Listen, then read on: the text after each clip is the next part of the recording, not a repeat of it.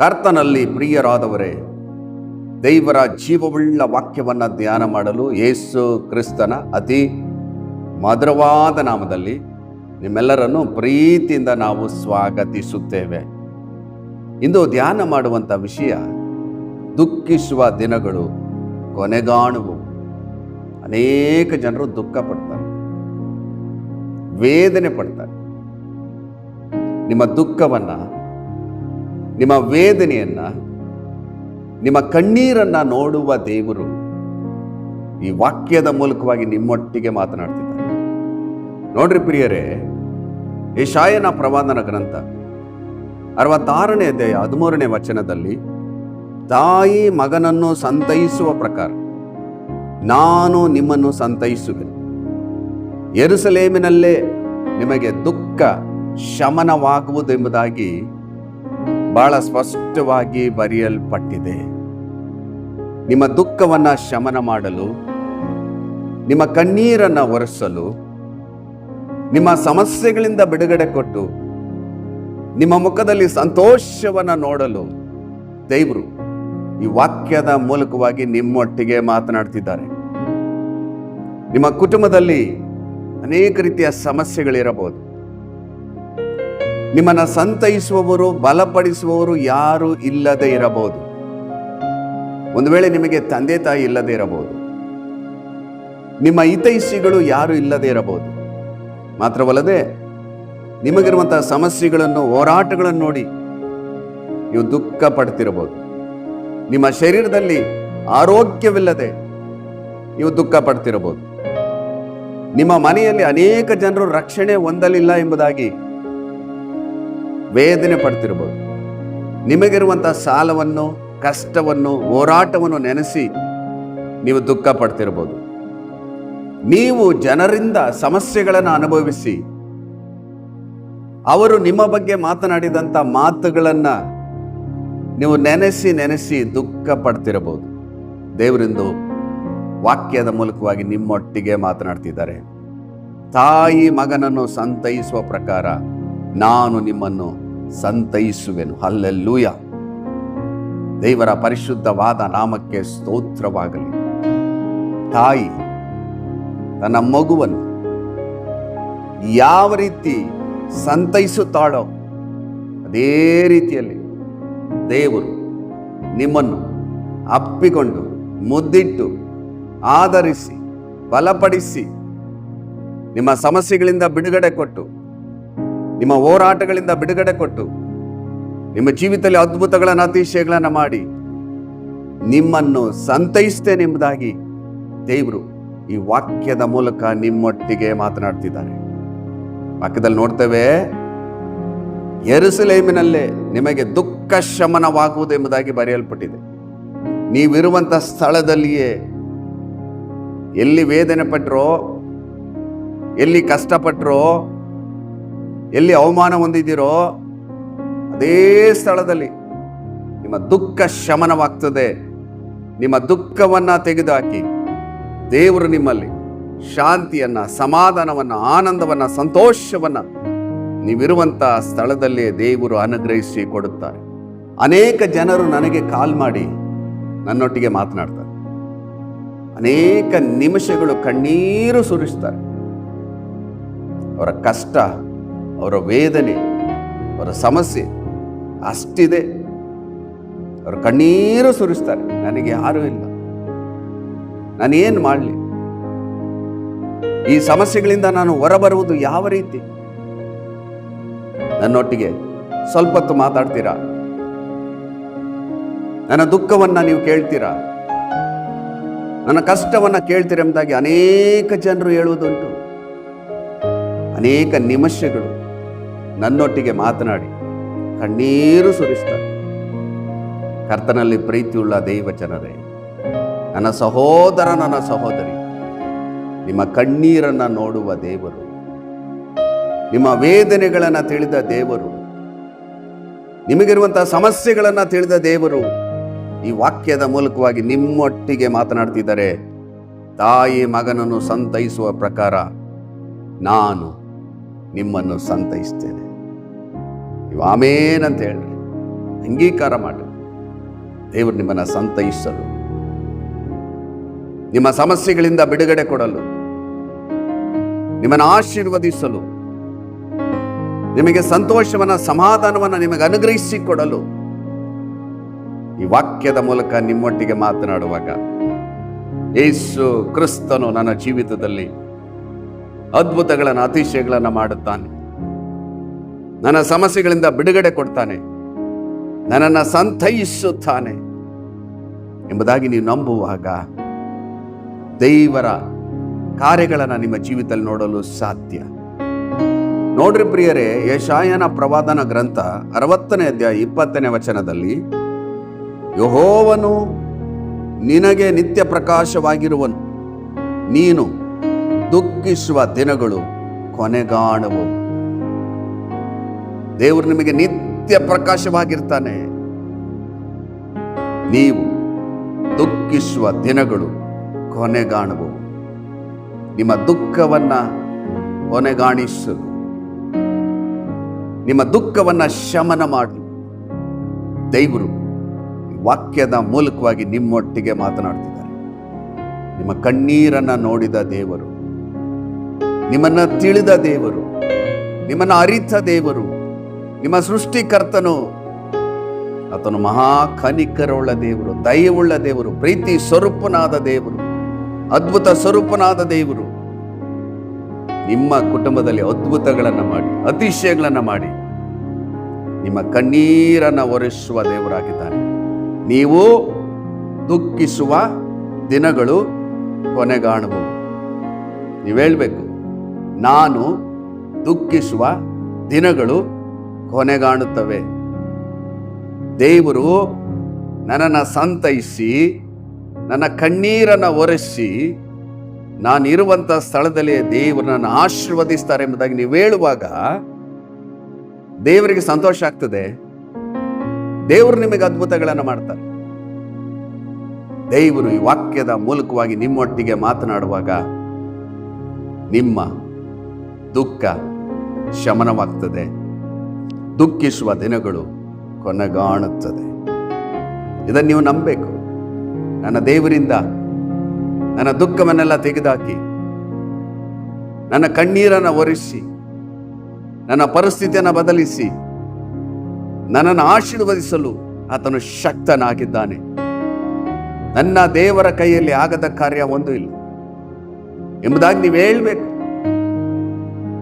ದೇವರು ಹೇಳ್ತಾರೆ, ನನಗೆ ಅಸಾಧ್ಯವಾದುಂಟೋ ಎಂಬುದಾಗಿ. ದೇವರ ಕೈಯಲ್ಲಿ ಆಗದ ಕಾರ್ಯ ಒಂದು ಇಲ್ಲ. ನಿಮ್ಮ ಪರಿಸ್ಥಿತಿ ಏನೇ ಆಗಿರಬಹುದು, ನಿಮ್ಮ ಕುಟುಂಬದಲ್ಲಿ ಎಷ್ಟು ಸಮಸ್ಯೆಗಳಿದ್ದರೂ ಎಲ್ಲ ಸಮಸ್ಯೆಗೆ ಪರಿಹಾರಿ ಯೇಸು ಕ್ರಿಸ್ತನಾಗಿದ್ದಾನೆ. ಕರ್ತನಲ್ಲಿ ಪ್ರೀತಿಯುಳ್ಳ ದೈವ ಜನರೇ, ನನ್ನ ಸಹೋದರ, ನನ್ನ ಸಹೋದರಿ, ನಡೆದ ಘಟನೆಗಳನ್ನು ನೆನೆಸಿ ನೆನೆಸಿ ನೆನೆಸಿ ವೇದನೆ ಪಡ್ತಿದ್ದೀರೋ, ನಿಮಗಾದ ಅವಮಾನವನ್ನು ನೆನೆಸಿ ನೆನೆಸಿ ಕಣ್ಣೀರು ಸುರಿಸ್ತಿದ್ದೀರೋ, ನಿಮ್ಮ ಹೃದಯವನ್ನು ನೋಡುವ ದೇವರು, ನಿಮ್ಮ ಕಣ್ಣೀರನ್ನು ನೋಡಿದ ದೇವರು, ನಿಮ್ಮ ಪರಿಸ್ಥಿತಿಯನ್ನು ನೋಡಿದ ದೇವರು, ನೀವು ಒಂಟಿಯಾಗಿ ಕುಳಿತುಕೊಂಡು ವೇದನೆ ಪಟ್ಟು ಕಣ್ಣೀರು ಸುರಿಸಿದ್ದನ್ನ ನೋಡುವ ದೇವರು ಈ ವಾಕ್ಯದ ಮೂಲಕ ನಿಮ್ಮೊಟ್ಟಿಗೆ ಮಾತನಾಡ್ತಿದ್ದಾರೆ.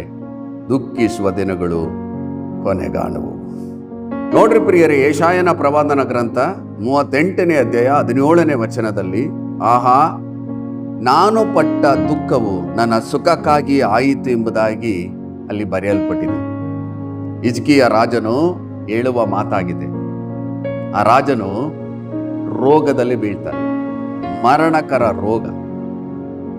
ಅದನ್ನು ನೆನೆಸಿ ನೆನೆಸಿ ಅಳುತ್ತಾನೆ. ದೇವರು ಪ್ರವಾದಿಯಾದಂಥ ಯೆಶಾಯನ ಮೂಲಕವಾಗಿ ಹೇಳಿ ಕಳಿಸ್ತಾರೆ, ನಾನು ನಿನ್ನ ಕಣ್ಣೀರನ್ನು ನೋಡಿದ್ದೇನೆ, ನಿನ್ನ ಪ್ರಾರ್ಥನೆಯನ್ನು ಕೇಳಿದ್ದೇನೆ. ಮಾತ್ರವಲ್ಲದೆ ನಿನ್ನ ಆಯಸ್ಸನ್ನು ಹೆಚ್ಚಿಸುತ್ತೇನೆ, ನಿನಗಿರುವಂತಹ ಸಮಸ್ಯೆಗಳಿಂದ ಬಿಡುಗಡೆ ಕೊಡ್ತೇನೆ ಎಂಬುದಾಗಿ ಯೆಶಾಯನ ಮೂಲಕವಾಗಿ ಹೇಳಿ ಕಳಿಸುವಾಗ ಆ ಹಿಜ್ಕೀಯ ರಾಜನು ಇದನ್ನ ಬರೆಯುತ್ತಾನೆ. ಆಹಾ, ನಾನು ಪಟ್ಟ ದುಃಖವು ನನ್ನ ಸುಖಕ್ಕಾಗಿಯೇ ಆಯಿತು.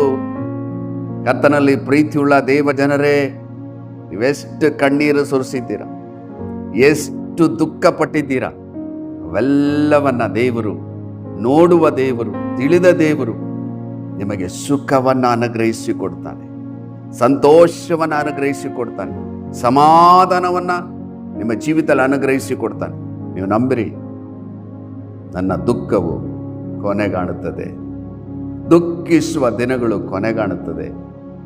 ನನ್ನ ದುಃಖವನ್ನು ಕರ್ತನು ಕೊನೆಗಾಣಿಸುತ್ತಾನೆ. ನನ್ನ ದುಃಖವೆಲ್ಲ ತೆಗೆದುಹಾಕಿ ನನ್ನನ್ನು ಆಶೀರ್ವದಿಸಲು ದೇವರು ಶಕ್ತನಾಗಿದ್ದಾನೆಂಬುದಾಗಿ ನೀವು ನಂಬಬೇಕು. ದೇವರು ನಿಮ್ಮ ಜೀವಿತದಲ್ಲಿ ಅದ್ಭುತಗಳನ್ನು ಮಾಡಲು ಈ ವಾಕ್ಯದ ಮೂಲಕವಾಗಿ ನಿಮ್ಮೊಟ್ಟಿಗೆ ಮಾತನಾಡುವಾಗ ಈ ವಾಕ್ಯವನ್ನು ನೀವು ನಂಬಬೇಕು. ಈ ವಾಗ್ದಾನ ನನಗಾಗಿ. ದೇವರು ವಾಕ್ಯದ ಮೂಲಕವಾಗಿ ನನ್ನೊಟ್ಟಿಗೆ ಮಾತನಾಡ್ತಿದ್ದಾರೆ. ಈ ವಾಗ್ದಾನ ನಂಬಿ ನೀವು ಪ್ರಾರ್ಥನೆ ಮಾಡುವಾಗ ನಿಮ್ಮ ದುಃಖ ಶಮನವಾಗ್ತದೆ. ನಿಮ್ಮ ಜೀವಿತದಲ್ಲಿ ಶಾಂತಿ, ಸಮಾಧಾನ, ಸಂತೋಷವನ್ನು ಕಾಣಲು ಸಾಧ್ಯ. ನೋಡ್ರಿ ಪ್ರಿಯರೇ, ಕೀರ್ತನೆಗಳ ಪುಸ್ತಕ 56ನೇ ಅಧ್ಯಾಯ 8ನೇ ವಚನದಲ್ಲಿ, ನಾನು ದೇಶಭ್ರಷ್ಟನಾಗಿ ಅಲೆದಾಡಿದ್ದನ್ನು ನೀನೇ ಬಲ್ಲೆ, ನನ್ನ ಕಣ್ಣೀರು ನಿನ್ನ ಬುದ್ದಲಿಯಲ್ಲಿ ತುಂಬಿದೆ, ಅದರ ವಿಷಯ ನಿನ್ನ ಪುಸ್ತಕದಲ್ಲಿ ಬರೆದದೆಯಲ್ಲ ಎಂಬುದಾಗಿ ದಾವಿದ ರಾಜನು ಹೇಳ್ತಾನೆ. ದಾವಿದನು ದೇಶಭ್ರಷ್ಟನಾಗಿ ಅಲೆದಾಡಿದ್ದನ್ನು ದೇವರು ನೋಡಿದ್ದಾರೆ. ಆತನು ಸುರಿಸಿದ ಕಣ್ಣೀರು ದೇವರ ಬುದ್ದಲಿಯಲ್ಲಿ ಇದೆ, ಅಲ್ಲಿ ತುಂಬಿದೆ ಎಂಬುದಾಗಿ ದಾವಿದನೇ ಹೇಳ್ತಾನೆ. ಅದರ ವಿಷಯ ನಿನ್ನ ಪುಸ್ತಕದಲ್ಲಿ ಬರೆದಿದೆಯಲ್ಲ. ದಾವಿದನು ಅಲೆದಾಡಿದ್ದನ್ನ ದೇವರು ನೋಡಿದರು. ದಾವಿದ ರಾಜನು ಸುರಿಸಿದ ಕಣ್ಣೀರು ವ್ಯರ್ಥವಾಗಿ ಹೋಗಲಿಲ್ಲ, ಅದು ದೇವರ ಬುದ್ದಲಿಯಲ್ಲಿ ಇದೆ, ಅಲ್ಲಿ ಆ ಕಣ್ಣೀರು ತುಂಬಿದೆ ಎಂಬುದಾಗಿ ವಾಕ್ಯದಲ್ಲಿ ನೋಡ್ತೇವೆ. ಅದರ ವಿಷಯ ನಿನ್ನ ಪುಸ್ತಕದಲ್ಲಿ ಬರೆದದೆಯಲ್ಲ. ಯಾವ ವಿಷಯಕ್ಕಾಗಿ ದಾವಿದನು ಕಣ್ಣೀರು ಸುರಿಸಿದನೋ ಅದನ್ನು ದೇವರು ಪುಸ್ತಕದಲ್ಲಿ ಬರೆಸಿಟ್ಟಿದ್ದಾರೆ. ಕರ್ತನಲ್ಲಿ ಪ್ರೀತಿಯುಳ್ಳ ದೇವ ಜನರೇ, ನನ್ನ ಸಹೋದರ, ನನ್ನ ಸಹೋದರಿ, ನೀವು ಸುರಿಸಿದ ಕಣ್ಣೀರು ವ್ಯರ್ಥವಾಗಿ ಹೋಗುವುದಿಲ್ಲ. ನೀವು ಅಲದಾಡಿದ್ದನ್ನ, ವೇದನೆ ಪಟ್ಟಿದ್ದನ್ನ, ದುಃಖಿಸಿದ್ದನ್ನ, ರಾತ್ರಿ ಎಲ್ಲ ನಿದ್ದೆ ಮಾಡದೆ ಕಣ್ಣೀರು ಸುರಿಸಿದ್ದನ್ನ ದೇವರು ನೋಡುವಾತನಾಗಿದ್ದಾನೆ. ನಿಮ್ಮ ಕಣ್ಣೀರು ದೇವರ ಬುದ್ದಲಿಯಲ್ಲಿ ಇದೆ. ಅದರ ವಿಷಯವಾಗಿ ದೇವರು ಪುಸ್ತಕದಲ್ಲಿ ಬರೆಸಿಟ್ಟಿದ್ದಾರೆ. ದೇವರು ನಿಮಗೆ ಪ್ರತಿಫಲವನ್ನು ಕೊಡ್ತಾರೆ. ನನ್ನ ಕಣ್ಣೀರನ್ನ ಯಾರು ನೋಡ್ತಾರೆ? ನನ್ನ ವೇದನೆಯನ್ನ ಕೇಳುವವರು ಯಾರು? ನನ್ನ ಪರಿಸ್ಥಿತಿಯನ್ನ ನೋಡುವವರು ಯಾರು ಎಂಬುದಾಗಿ ವೇದನೆ ಪಡ್ತಿದ್ದೀರೋ? ನಿಮ್ಮ ಒಂದು ತೊಟ್ಟು ಕಣ್ಣೀರು ವ್ಯರ್ಥವಾಗಿ ಹೋಗುವುದಿಲ್ಲ. ನಿಮ್ಮ ಒಂದು ತೊಟ್ಟು ಕಣ್ಣೀರು ಯಾವುದೇ ಕಾರಣಕ್ಕೂ ವ್ಯರ್ಥವಾಗಿ ಹೋಗುವುದಿಲ್ಲ. ನಿಮ್ಮ ಕಣ್ಣೀರಿಗೆ ಪ್ರತಿಫಲವನ್ನು ದೇವರು ಕೊಡ್ತಾರೆ.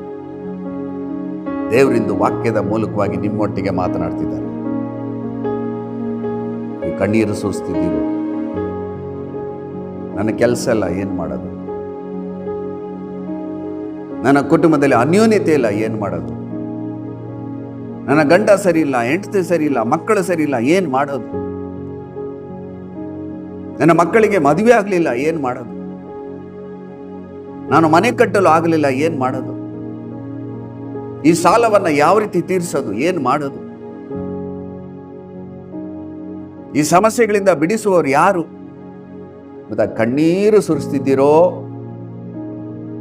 ದೇವರು ಈ ವಾಕ್ಯದ ಮೂಲಕವಾಗಿ ನಿಮ್ಮೊಟ್ಟಿಗೆ ಮಾತನಾಡ್ತಿದ್ದಾರೆ. ನಿಮ್ಮ ಕಣ್ಣೀರಿಗೆ ದೇವರು ಪ್ರತಿಫಲವನ್ನು ಕೊಡಲು ಶಕ್ತನಾಗಿದ್ದಾನೆ. ಹಾಗಾದರೆ ಪ್ರಿಯರೇ, ನೀವೇನು ಮಾಡಬೇಕು? ದೇವರ ಸನ್ನಿಧಿಯಲ್ಲಿ ಪ್ರಾರ್ಥಿಸಿರಿ. ನನ್ನ ದುಃಖವನ್ನು ಶಮನ ಮಾಡುವ ದೇವರೇ, ನನ್ನ ಕಣ್ಣೀರನ್ನು ನೋಡುವ ದೇವರೇ, ತಾಯಿ ಮಗನನ್ನು ಸಂತೈಸುವ ಪ್ರಕಾರ ನನ್ನನ್ನು ಸಂತೈಸ್ತೇನೆ ಎಂಬುದಾಗಿ ಹೇಳಿದ ದೇವರೇ, ನನ್ನ ಕಣ್ಣೀರೆಲ್ಲ ತೆಗೆದಾಕಿ ಆನಂದವನ್ನ, ಸಂತೋಷವನ್ನ, ಸಮಾಧಾನವನ್ನ ಕೊಡಲು ಶಕ್ತನಾದ ದೇವರೇ, ನಾನು ನಿನ್ನನ್ನೇ ದೃಷ್ಟಿಸುತ್ತೇನೆ, ನಿನ್ನ ವಾಕ್ಯವನ್ನು ನಂಬುತ್ತೇನೆ. ನಿನ್ನ ಕನಿಕರುಳ್ಳ ದೇವರು, ನಿನ್ನ ಕನಿಕರ ಹಸ್ತವನ್ನ ಚಾಚಿ ನನಗೆ ಅದ್ಭುತಗಳನ್ನು ಮಾಡ್ರಿ ಎಂಬುದಾಗಿ ಹೇಳುವಾಗ ಕರ್ತ ನಿಮ್ಮ ಜೀವಿತದಲ್ಲಿ ಅದ್ಭುತಗಳನ್ನು ಮಾಡುತ್ತಾನೆ, ಅತಿಶಯಗಳನ್ನು ಮಾಡುತ್ತಾನೆ. ನಿಮ್ಮ ಕಣ್ಣೀರು ಒರೆಸಲ್ಪಡ್ತದೆ, ದುಃಖಿಸುವ ದಿನಗಳು ಕೊನೆಗಾಣುತ್ತದೆ. ನೋಡ್ರಿ ಪ್ರಿಯರೇ, ಕೀರ್ತನೆಗಳ ಪುಸ್ತಕ 145ನೇ ಅಧ್ಯಾಯ 14ನೇ ವಚನದಲ್ಲಿ, ಯೆಹೋವನು ಬಿದ್ದವರನ್ನೆಲ್ಲ ಎತ್ತುವವನು, ಕುಗ್ಗಿದವರನ್ನೆಲ್ಲ ಉದ್ಧರಿಸುವವನು ಆಗಿದ್ದಾನೆ. ಹಲ್ಲೆಲೂಯಾ. ದೇವರ ಪರಿಶುದ್ಧವಾದ ನಾಮಕ್ಕೆ ಸ್ತೋತ್ರವಾಗಲಿ. ದೇವರು ಬಿದ್ದವರನ್ನೆಲ್ಲ ಎತ್ತುತ್ತಾನೆ, ಕುಗ್ಗಿ ಹೋದವರನ್ನೆಲ್ಲ ಉದ್ಧಾರ ಮಾಡುವ ದೇವರು. ನೀವು ಕುಗ್ಗಿ ಹೋಗಿದ್ದೀರಾ, ಸೋತು ಹೋಗಿದ್ದೀರಾ, ಬಿದ್ದು ಹೋಗಿದ್ದೀರಾ, ವೇದನೆ ಪಡ್ತಿದ್ದೀರೋ, ನಿಮ್ಮನ್ನು ಉದ್ಧರಿಸಲು, ನಿಮ್ಮನ್ನ ಮೇಲೆತ್ತಲು, ನಿಮ್ಮ ಕಣ್ಣೀರೆಲ್ಲ ಒರೆಸಿ ನಿಮ್ಮ ಜೀವಿತದಲ್ಲಿ ಅದ್ಭುತಗಳನ್ನು, ಅತಿಶಯಗಳನ್ನು ಮಾಡಲು, ದುಃಖಿಸುವ ದಿನಗಳನ್ನು ಕೊನೆಗಾಣಿಸಲು, ನಿಮ್ಮಲ್ಲಿ ಸಂತೋಷವನ್ನ, ಸಮಾಧಾನವನ್ನ ನಿಮಗೆ ಅನುಗ್ರಹಿಸಿಕೊಡಲು ಈ ವಾಕ್ಯದ ಮೂಲಕ ನಿಮ್ಮೊಟ್ಟಿಗೆ ಮಾತನಾಡುವಾಗ ನೀವು ಹೇಳಬೇಕು, ಇವತ್ತಿಂದ, ಈ ದಿನದಿಂದ ನಾನು ದುಃಖಿಸುವ ದಿನಗಳು ಕೊನೆಗಾಣುತ್ತದೆ. ನನ್ನ ದೇವರು ನನ್ನ ಕಣ್ಣೀರನ್ನ ಪರಿಪೂರ್ಣವಾಗಿ ಒರೆಸಿ, ನಾನು ಸುರಿಸಿದಂಥ ಎಲ್ಲ ಕಣ್ಣೀರಿಗೆ ದೇವರು ಉತ್ತರವನ್ನ ಕೊಡ್ತಾರೆ, ಪ್ರತಿಫಲವನ್ನು ಕೊಡ್ತಾರೆ, ನನ್ನನ್ನು ಆಶೀರ್ವದಿಸ್ತಾರೆ. ನಾನು ಇರುವಂಥ ಸ್ಥಳದಲ್ಲಿ ಸಾಕ್ಷಿ ಆಗ್ತೇನೆ ಎಂಬುದಾಗಿ ನೀವು ನಂಬಬೇಕು. ನೀವು ನಂಬುವಾಗ ದೇವರ ಅದ್ಭುತಗಳನ್ನು ನೋಡ್ತೀರ. ಈ ವಾಕ್ಯ ನನಗಾಗಿ, ಈ ವಾಗ್ದಾನ ನನಗಾಗಿ, ಇನ್ನು ಮುಂದೆ ನನ್ನ ಜೀವಿತದಲ್ಲಿ ಕಣ್ಣೀರು ಇರುವುದಿಲ್ಲ, ಸಂತೋಷ ಇರ್ತದೆ, ಸಮಾಧಾನ ಇರ್ತದೆ. ನಾನು ನಗು ಮುಖದಿಂದ ಈ ಲೋಕದಲ್ಲಿ ಜೀವನ ಮಾಡ್ತೇನೆ. ದೇವರು ನನ್ನಲ್ಲಿ ಅದನ್ನು ಮಾಡಲು ಶಕ್ತನಾಗಿದ್ದಾನೆ ಎಂಬುದಾಗಿ ನೀವು ನಂಬಿ ಈ ವಾಗ್ದಾನಗಳನ್ನು ಹಿಡಿದು ನೀವು ಪ್ರಾರ್ಥನೆ ಮಾಡುವಾಗ ನಿಮ್ಮ ಕಣ್ಣೀರಿಗೆ ಪ್ರತಿಫಲವನ್ನು ಕೊಡ್ತಾರೆ, 2ರಷ್ಟು ಪ್ರತಿಫಲವನ್ನು ಕೊಡ್ತಾರೆ. ನೀವೆಷ್ಟು ಕಣ್ಣೀರು ಸುರಿಸಿದ್ದೀರೋ ಅದಕ್ಕೆ 2ರಷ್ಟು ಪ್ರತಿಫಲವನ್ನು ಕೊಡ್ತಾರೆ. ನೀವೆಷ್ಟು ವೇದನೆ ಪಟ್ಟರೋ 2ರಷ್ಟು ಪ್ರತಿಫಲವನ್ನು ಕೊಡ್ತಾರೆ. ಇನ್ನು ಮುಂದೆ ನಿಮ್ಮ ಕುಟುಂಬದಲ್ಲಿ ದುಃಖಿಸುವ ದಿನಗಳು ಕೊನೆಗಾಣುತ್ತದೆ. ನೀವು ಹೇಳ್ರಿ, ಇನ್ನು ಮುಂದೆ ನನ್ನ ಕುಟುಂಬದಲ್ಲಿ, ನನ್ನ ಜೀವಿತದಲ್ಲಿ ದುಃಖಿಸುವ ದಿನಗಳು ಕೊನೆಗಾಣುತ್ತದೆ. ನನ್ನ ಕುಟುಂಬದಲ್ಲಿ ಶಾಂತಿ, ಸಮಾಧಾನ, ಆರೋಗ್ಯ, ಸಮೃದ್ಧಿ ನೆಲೆಸುತ್ತದೆ. ಯೇಸು ಕ್ರಿಸ್ತನು ಅದನ್ನು ನನ್ನ ಜೀವಿತದಲ್ಲಿ ಮಾಡಲು ಶಕ್ತನಾಗಿದ್ದಾನೆ ಎಂಬುದಾಗಿ ಹೇಳುವಾಗಲೇ ದೇವರ ಪ್ರಸನ್ನತೆ ನಿಮ್ಮ ಮೇಲೆ ಇಳಿದು ಬರ್ತದೆ. ದೇವರ ಆತ್ಮ ನಿಮ್ಮ ಮನೆಯಲ್ಲಿ ಚಲಿಸ್ತಾರೆ. ಎಲ್ಲಿ ದೇವರ ಆತ್ಮನುಂಟೋ ಇಲ್ಲಿ ಬಿಡುಗಡೆ ಉಂಟು. ಯೇಸು ಕ್ರಿಸ್ತನ ನಿಮಗೆ ಬಿಡುಗಡೆ ಕೊಟ್ಟರೆ ನಿಜವಾದ ಬಿಡುಗಡೆ, ಪರಿಪೂರ್ಣವಾದ ಬಿಡುಗಡೆ, ಅದನ್ನ ನಿಮಗೆ ಅನುಗ್ರಹಿಸಿಕೊಡಲು ಈ ವಾಕ್ಯದ ಮೂಲಕವಾಗಿ ಮಾತನಾಡಿರುವಾಗ ಇದನ್ನು ಅಂಗೀಕಾರ ಮಾಡ್ರಿ. ಈ ವಾಗ್ದಾನ ನನಗಾಗಿ, ನನ್ನ ಜೀವಿತದಲ್ಲಿ ದುಃಖಿಸುವ ದಿನಗಳು ಕೊನೆಗಾಣುತ್ತದೆ ಎಂಬುದಾಗಿ ನೀವು ಹೇಳಿ ದೇವರ ಸನ್ನಿಧಿಯಲ್ಲಿ ಪ್ರಾರ್ಥನೆ ಮಾಡುವಾಗ ದೇವರು ತನ್ನ ಚಿತ್ತಂತೆ ನಿಮ್ಮನ್ನು ಆಶೀರ್ವದಿಸ್ತಾನೆ. ಬನ್ನಿ ಪ್ರಿಯರೇ, ನಾನು ನಿಮಗೋಸ್ಕರ ಪ್ರಾರ್ಥಿಸುತ್ತೇನೆ.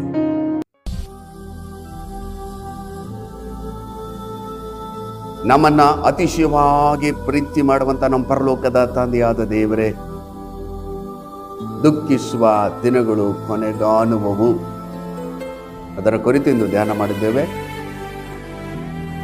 ಅನೇಕ ವಾಕ್ಯಗಳನ್ನು ಸ್ವಾಮಿ ನಾವು ಧ್ಯಾನಿಸಿದ್ದೇವೆ. ಎಷ್ಟು ಜನರು ನನ್ನೊಟ್ಟಿಗೆ ಸೇರಿ, ಯೇಸಪ್ಪ, ಇಂದಿನಿಂದ ನನ್ನ ದುಃಖವನ್ನು ತೆಗೆದುಹಾಕಿ ಯೇಸು ನಾಮದಲ್ಲಿರುವಂಥ ಶಾಂತಿ, ಸಮಾಧಾನ, ಆರೋಗ್ಯ, ಸಮೃದ್ಧಿ, ನೀತಿ ಜೀವ, ರಕ್ಷಣೆ ಅನುಗ್ರಹಿಸಿಕೊಡ್ರಿ. ನನ್ನ ಎಲ್ಲ ಸಮಸ್ಯೆಗೆ ಪರಿಹಾರಿ ನೀನೇ ಅಪ್ಪ, ನೀನೇ. ನನ್ನ ದುಃಖವನ್ನ, ನನ್ನ ಕಣ್ಣೀರನ್ನು ನೋಡುವ ದೇವರು ನೀನೇ. ನನ್ನ ಪರಿಸ್ಥಿತಿಯನ್ನು ಬದಲಿಸಿರಿ, ಸಮಸ್ಯೆಗಳಿಂದ ಬಿಡುಗಡೆ ಕೊಡ್ರಿ ಎಂಬುದಾಗಿ ಎಷ್ಟು ಜನರು ನನ್ನೊಟ್ಟಿಗೆ ಸೇರಿ ಪ್ರಾರ್ಥನೆ ಮಾಡ್ತಿದ್ದರೋ ಅವರ ಕಣ್ಣೀರು ಯೇಸು ನಾಮದಲ್ಲಿ ಒರೆಸಲ್ಪಡಲಿ. ಯೇಸು ನಾಮದಲ್ಲಿ ಅವರ ಕುಟುಂಬದಲ್ಲಿ ಅದ್ಭುತಗಳು, ಅತಿಶಯಗಳು ನಡೆಯಲಿ. ಯೇಸು ನಾಮದಲ್ಲಿ ಪರಿಸ್ಥಿತಿಗಳು ಮಾರ್ಪಡಲಿ. ಯೇಸು ನಾಮದಲ್ಲಿರುವಂಥ ಎಲ್ಲ ಆಶೀರ್ವಾದಗಳನ್ನು ಹೊಂದಿಕೊಂಡು ಸಂತೋಷವಾಗಿ ಸಮಾಧಾನವಾಗಿ ಜೀವನ ಮಾಡಲಿಕ್ಕಾಗುತ್ತೆ. ಅವರ ಕುಟುಂಬದಲ್ಲಿ ಅದ್ಭುತಗಳನ್ನು ಮಾಡಿ. ಎಷ್ಟು ಜನರು ಯಾವ ವಿಷಯದಲ್ಲಿ ಕಣ್ಣೀರು ಸುರಿಸ್ತಿದಾರೋ ಅವರ ಕಣ್ಣೀರನ್ನು ಒರೆಸಿ, ಅವನ್ನ ಸಂತೈಸಿ, ಆಶೀರ್ವಾದ ಮಾಡಿ. ಪ್ರಾರ್ಥನೆ ಕೇಳಿದ್ದಕ್ಕಾಗಿ ಸ್ತೋತ್ರ. ಅನಾರೋಗ್ಯದಲ್ಲಿರೋರು ಆರೋಗ್ಯವನ್ನು ಕಾಣಲಿ, ಸಮಸ್ಯೆಯಲ್ಲಿರೋರು ಬಿಡುಗಡೆಯನ್ನು ಕಾಣಲಿ ಯೇಸು ನಾಮದಲ್ಲಿ. ಹೋರಾಟದಲ್ಲಿರೋರು ಬಿಡುಗಡೆಯನ್ನು ಕಾಣಲಿ ಯೇಸು ನಾಮದಲ್ಲಿ. ಅವ್ರ ವಿರುದ್ಧವಾಗಿ ಕ್ರಿಯೆ ಮಾಡುವಂಥ ಎಲ್ಲ ದುರಾತ್ಮನ ಕ್ರಿಯೆಗಳು ಯೇಸುವಿನ ರಕ್ತದ ಬಲದಲ್ಲಿ ಲಯವಾಗಿ ಹೋಗಲಿ. ಯೇಸು ನಾಮದಲ್ಲಿರುವಂಥ ಎಲ್ಲ ಆಶೀರ್ವಾದಗಳನ್ನು ಹೊಂದಿಕೊಂಡು ಸಾಕ್ಷಿಯಾಗಿ ಜೀವಿಸಲು ಅವರಿಗೆ ಕೃಪೆಯನ್ನು ಅನುಗ್ರಹಿಸಿಕೊಂಡು ಅದನ್ನು ಈಗಲೇ ಮಾಡಿದ್ದಕ್ಕಾಗಿ ಸ್ತೋತ್ರ ಸ್ತೋತ್ರ. ಎಷ್ಟು ಜನರು ನನ್ನೊಟ್ಟಿಗೆ ಸೇರಿ ಪ್ರಾರ್ಥನೆ ಮಾಡಿದರು, ಅವರ ಪ್ರಾಣ, ಆತ್ಮ, ಶರೀರ, ಮನಸ್ಸನ್ನಿನ ಕರಗಳಲ್ಲಿ ಒಪ್ಪಿಸಿಕೊಟ್ಟು ಅವರ ಮನೆ ಮೇಲೆ ಯೇಸು ರಕ್ತವನ್ನು ಪೂಜಿಸಿ ಅವರೆಲ್ಲರನ್ನ ಯೇಸು ರಕ್ತದಲ್ಲಿ ನಾವು ಮುದ್ರಿಸ್ತಾ ಇದ್ದೇವೆ. ಆಶೀರ್ವಾದ ಮಾಡಿ, ಆಶೀರ್ವಾದ ಮಾಡಿ. ಆರಾಧನ ಅಭಿಷೇಕ ತುಂಬಿಸಿರಿ, ಪ್ರಾರ್ಥನಾತ್ಮನಿಂದ ತುಂಬಿಸಿರಿ. ನನ್ನ ವಾಕ್ಯದಲ್ಲಿ ಬೇರೂರಿ ನಿಲ್ಲುವಂತ ಕೃಪೆ ಕೊಡಿ. ಅವರ ಮನಸ್ಥಿತಿ ಪರಿಸ್ಥಿತಿ ಮಾರ್ಪಡಲಿ. ಆಶೀರ್ವಾದ ಮಾಡಿ. ಈಗಲೇ ಅದನ್ನು ಮಾಡಿದ್ದಕ್ಕಾಗಿ ಸ್ತೋತ್ರ ಸ್ತೋತ್ರ. ಯೇಸುವಿನ ಮೂಲಕ ಬೇಡಿ ಹೊಂದಿಕೊಂಡೆ ನಮ್ಮ ಜೀವುಳ್ಳ ತಂದೆಯೇ, ಆಮೇನ್ ಆಮೇನ್. ಕರ್ತನಲ್ಲಿ ಪ್ರಿಯರಾದವರೇ, ದೇವರ ಜೀವುಳ್ಳ ವಾಕ್ಯವನ್ನ ಕೇಳಿಸಿಕೊಂಡಿದ್ದೀರಿ. ದೇವರು ಏನನ್ನ ಹೇಳ್ತಾರೋ ಅದನ್ನ ಮಾಡ್ತಾರೆ. ದೇವರು ಸತ್ಯವನ್ನೇ ಮಾತನಾಡುವ ದೇವರು. ನಿಮ್ಮ ಕುಟುಂಬದಲ್ಲಿ ದುಃಖಿಸುವ ದಿನಗಳು ಕೊನೆಗಾಣುತ್ತದೆ. ನೀವು ಈ ವಾಗ್ದಾನಗಳನ್ನು ನಂಬಿ ಪ್ರಾರ್ಥಿಸಿ ದೇವರ ಆಶೀರ್ವಾದವನ್ನು ಹೊಂದಿಕೊಳ್ಳ್ರಿ. ದೇವರು ನಿಮ್ಮ ಜೀವಿತದಲ್ಲಿ ಮಾಡಿದ ಅದ್ಭುತಗಳನ್ನ ನಮಗೆ ತಿಳಿಯಪಡಿಸಿರಿ. ಅನೇಕ ಜನರಿಗೆ ಈ ವಾಕ್ಯವನ್ನು ತಿಳಿಸಿರಿ. ಇನ್ನೊಂದು ವಿಶೇಷವಾದಂಥ ವಾಕ್ಯದೊಟ್ಟಿಗೆ ನಿಮ್ಮನ್ನು ಸಂಧಿಸುವವರೆಗೂ ದೇವರ ಕೃಪೆ, ದೇವರ ಶಾಂತಿ, ದೇವರ ಸಮಾಧಾನ, ಪರಿಶುದ್ಧಾತ್ಮನ ಆಳ್ವಿಕೆ, ಪರಿಶುದ್ಧಾತ್ಮನ ಒಡೆತನ ನಿಮ್ಮೊಂದಿಗಿರಲಿ. ದೇವರು ತನ್ನ ಚಿತ್ತಂತೆ ನಿಮ್ಮನ್ನು ಹೇರಳವಾಗಿ ಆಶೀರ್ವದಿಸಲಿ. God bless you.